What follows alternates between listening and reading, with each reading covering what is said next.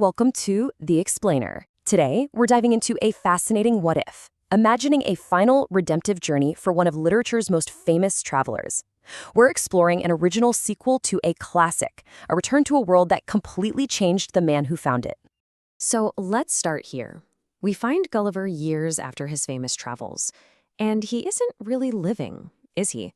As he says himself, he's just a shadow, stuck in this self-imposed exile. He's so haunted by the past that he spends all his time in the stables, preferring the company of horses to his own family. He's totally cut himself off from the human world. But this quiet life of desperation, this lonely routine he's built, it's about to be completely shattered. An impossible visitor is about to show up, kicking off a journey he never in a million years expected to take again. So, picture it. The fog is thick, it's early morning, and Gulliver is just going about his routine. Then he hears it, a hoofbeat that doesn't belong. He looks up, and there at the edge of the field is a horse he's never seen before. But it's the eyes that just stop him in his tracks.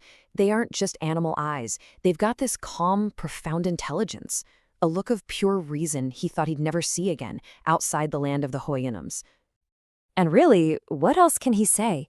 Impossible.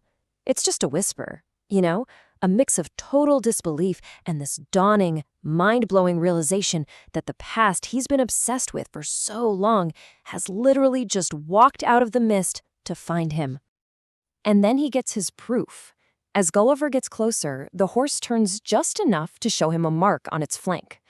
It's not a brand or an injury. It's a symbol he knows all too well. 3 curved lines. The symbol for return. This isn't just some random horse.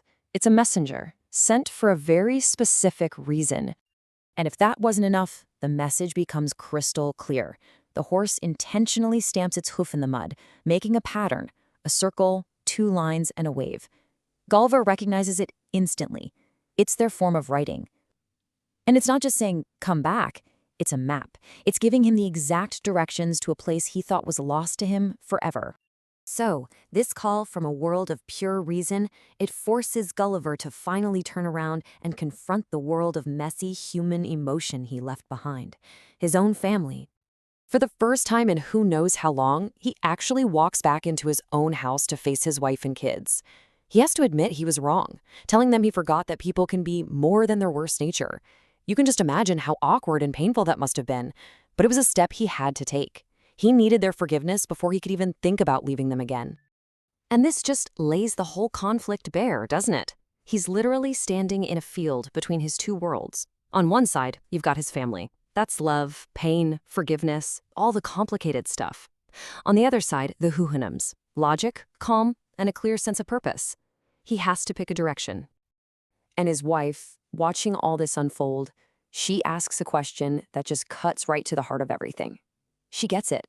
She sees this isn't just about him leaving again. She understands that this mysterious horse is a chance for him to heal, to go find the piece of himself that's been broken for years. So he promises he'll be back in a year, and this is her response. It's her blessing, but it's also a condition. She's not just letting him go, she's sending him on a mission to put himself back together. The stakes for this trip are suddenly so much higher. He's not just doing it for himself anymore, he's doing it for them too. So let's just pause here for a second, because this scene really makes you think, right? It boils down to this huge question that's defined Gulliver's whole life.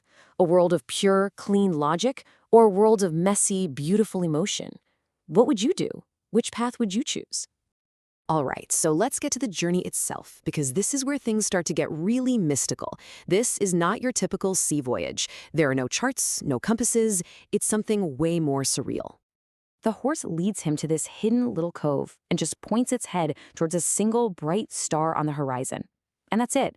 That's his only guide. He's not navigating north or south. He's following a direction of pure purpose, a kind of spiritual path that's been laid out just for him. So he sets out and enters this patch of ocean called the Mirror Sea. And it's so incredibly still that the night sky is reflected perfectly on the surface. The line between the water and the sky just vanishes. It feels less like he's rowing and more like he's gliding right through the stars. It's just this beautiful, totally otherworldly scene. And as he keeps going, he starts to see these really strange things. Glowing trails of light start following his boat. He sees patterns in the water that look like hoofprints made of light, and these gentle spirals of energy swirl around him.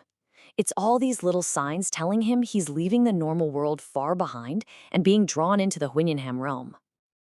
And this brings us to his arrival. After this totally surreal journey, he finally makes it. But the place he finds isn't quite the land he remembers. And the real reason for his return is something he never could have possibly imagined.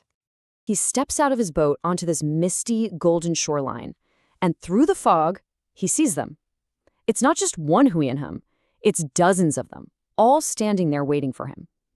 And right at the front is his old master, the gray Houyhnhnm he respected more than anyone. It's such a powerful moment that Gulliver just falls to his knees, totally overwhelmed. And then his master says this one line that changes absolutely everything.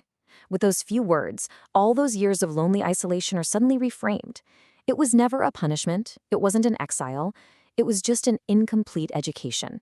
He left before the lesson was over, and now, finally, he's ready to finish it. And then comes the biggest reveal of all. The Houyhnhnms show him a new settlement they've built, a place designed for any being, whether human or Houyhnhnm, who wants to find that balance between reason and love. It's a world built not for one side of him, but for both. A city where his two natures can finally coexist. And in that moment, Gulliver gets it. His journey isn't over. In a way, it's just starting. He hasn't gone back to the past. He's found a future. He's found a place where he can finally bring the two halves of his soul together and actually become a whole person. And that's where we'll leave it, with this final thought. Is that kind of perfect harmony between our emotional heart and our logical mind actually possible? Or is finding that balance a journey that, for all of us, never really